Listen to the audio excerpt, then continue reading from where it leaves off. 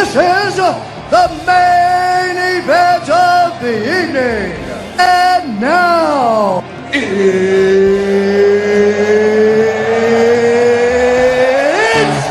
time!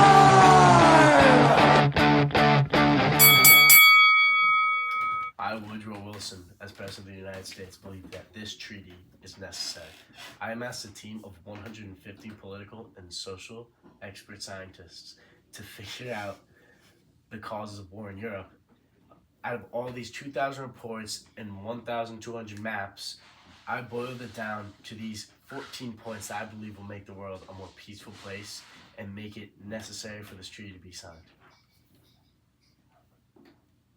What do I respond to that with? Okay, well, I can just keep going. I'll just keep going, yeah, wait. Yeah.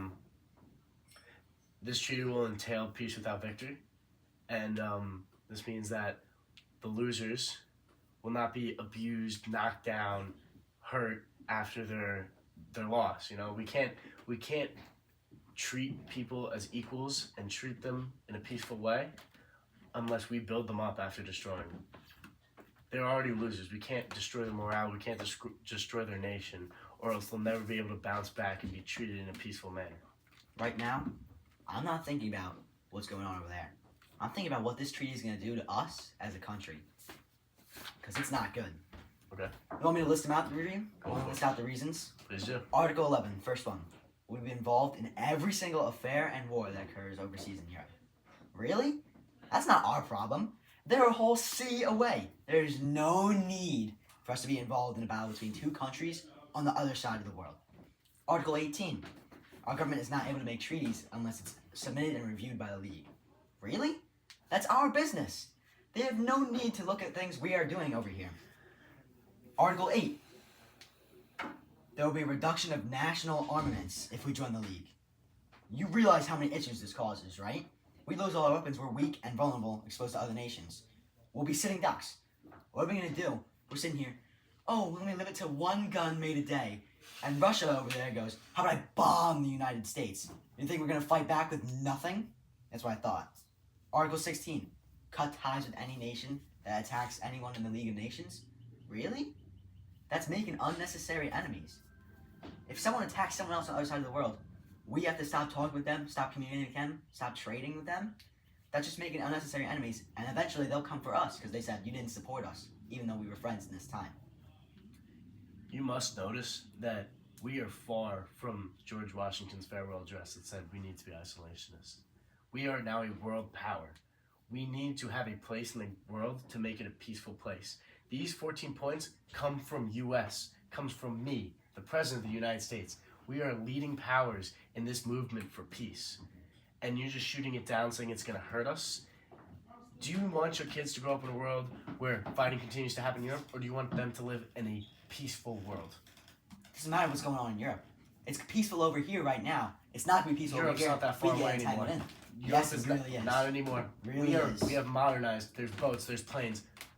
They can come to us. The technology is good enough nowadays.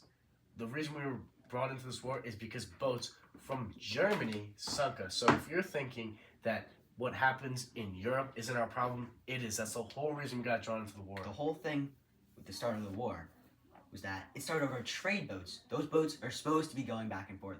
And also, it's a really long journey. It still takes a while for those boats to go back and forth.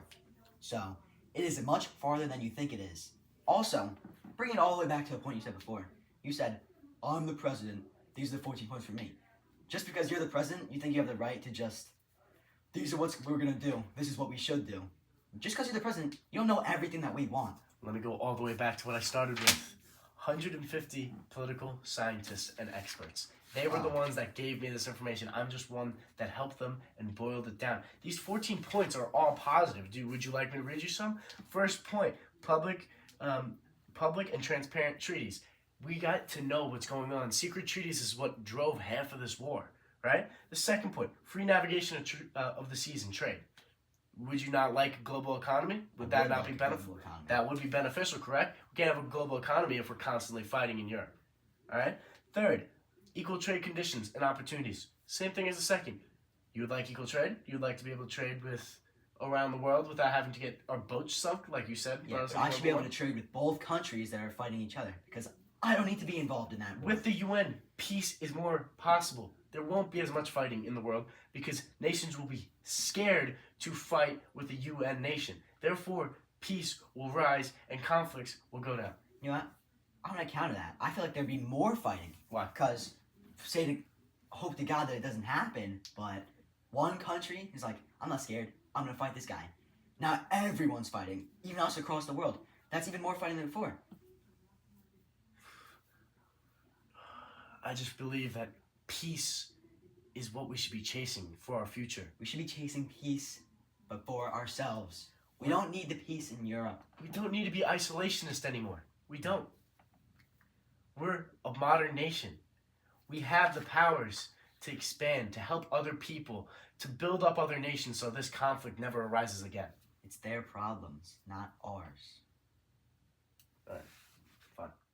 The winner of this debate by split decision is William Borah. Borah shut down Wilson's arguments in Congress, and he was able to convince the Senate to go against the Treaty of Versailles. This sent the United States back into isolationism, all the way up until World War II. The effect this had on the world was massive, as this conclusion left the European powers suffering across the world without any help for the United States. This allowed for further conflicts to stem, which ultimately led to World War II breaking out and the loss of more lives.